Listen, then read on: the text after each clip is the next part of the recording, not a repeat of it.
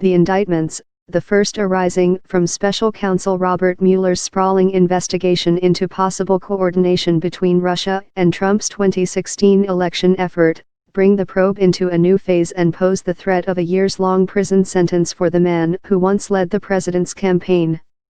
But the indictment doesn't reference the Trump campaign or make any allegations about coordination between the Kremlin and the president's aides to influence the outcome of the election in Trump's favor.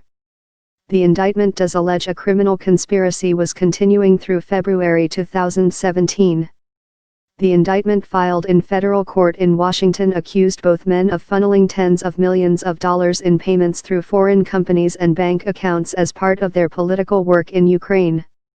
Manafort and Gates surrendered to federal authorities Monday, and were expected in court later in the day to face charges brought by Mueller's team. The indictment lays out 12 counts including conspiracy against the United States, conspiracy to launder money, acting as an unregistered foreign agent, making false statements, and several charges related to failing to report foreign bank and financial accounts. The indictment alleges that they moved money through hidden bank accounts in Cyprus, St. Vincent and the Grenadines and the Seychelles. In total, more than $75 million flowed through the offshore accounts. Manafort is accused of laundering more than $18 million, according to the indictment. A spokesman for Manafort did not immediately return calls or text messages requesting comment.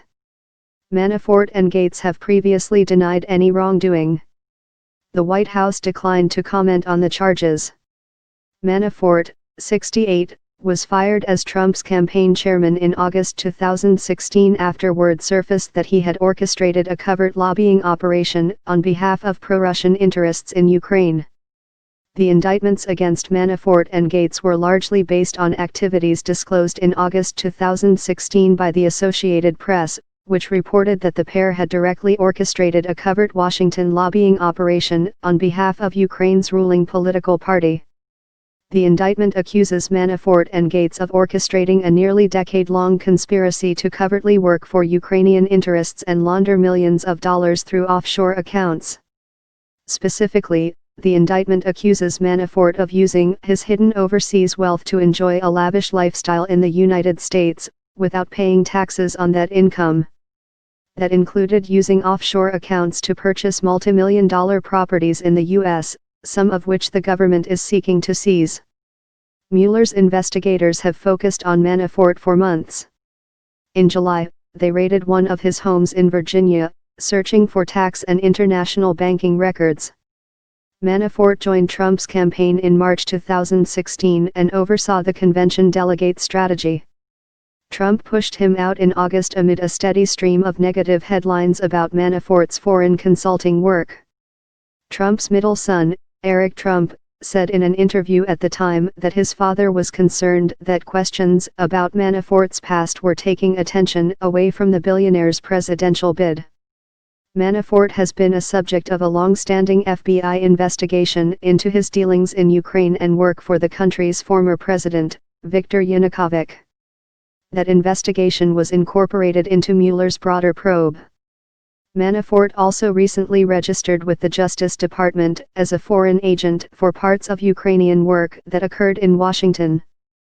The filing under the Foreign Agents Registration Act came retroactively, a tacit acknowledgement that he operated in Washington in violation of the federal transparency law.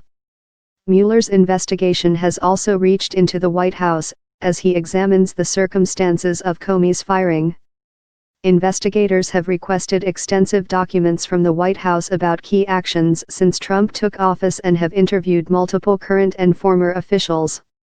Mueller's grand jury has also heard testimony about a June 2016 meeting at Trump Tower attended by a Russian lawyer as well as Manafort, Donald Trump Jr., and the president's son-in-law, Jared Kushner. In Gates, Mueller brings in not just Manafort's chief deputy, but a key player from Trump's campaign who survived past Manafort's ouster last summer. As of 2 weeks ago, Gates was still working for Tom Barrack, a Trump confidant, helping with the closeout of the Inauguration Committee's campaign account.